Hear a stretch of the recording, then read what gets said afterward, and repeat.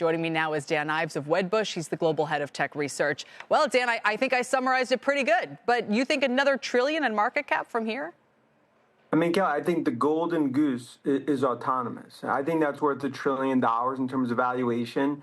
The federal roadmap will now start to get paved. And that's ultimately, from a valuation perspective, I think autonomous and robotics is more than the company itself. So I get some of the brand issues and maybe some of the headwinds in Doge and, in terms of everything Musk is doing in the Beltway. But this continues to be the bet for the ages in terms of Musk betting on Trump, and that's going to hugely benefit Tesla. And that's why we think this golden buying opportunity in terms of this sell-off. So I'm sure that investors in the stock would agree with you. The ones who have been in this, they're passionate, they're committed. Of course, they think, autonomous is the play here.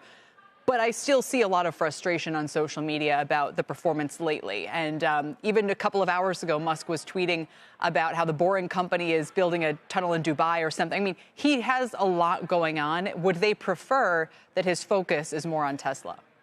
Yeah, look, I think a few years ago, that would have been the preference. But I think the reality is, even some of the stuff Seaman talked about, everything we're talking about in terms of AI, having that front row seat at the table in that Trump administration, that's bullish in terms of AI innovation. I think more and more projects, especially that come through and that he's going to drive, I think is going to be very important in the China tariff discussions.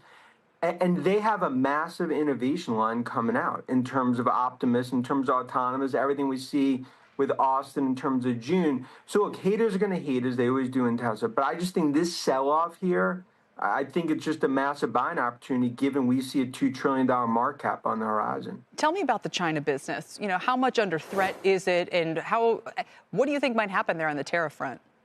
Yeah, look, I think they're actually going to be least exposed when it comes to China, just because I think there will be exclusions when it comes to tariffs for Apple, for Tesla, some of the chips from NVIDIA. And look, 40% plus of demand as well as manufacturing comes out of China.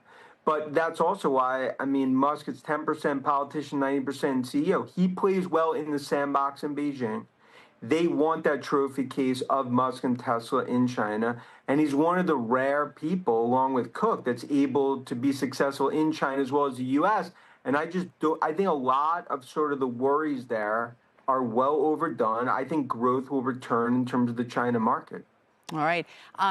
Do you think that is also what makes Musk's presence in Washington more help than hindrance? And how should competitors think about that?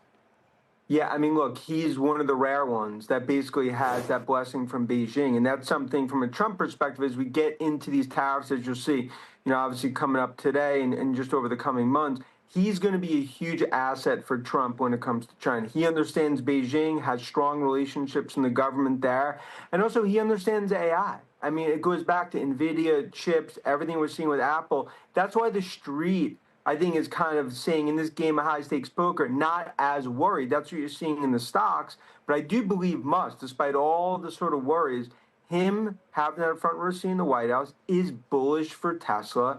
And I think $1 trillion is the autonomous value. That's why I just view this as noise, despite some of the pain in terms of the sell-off.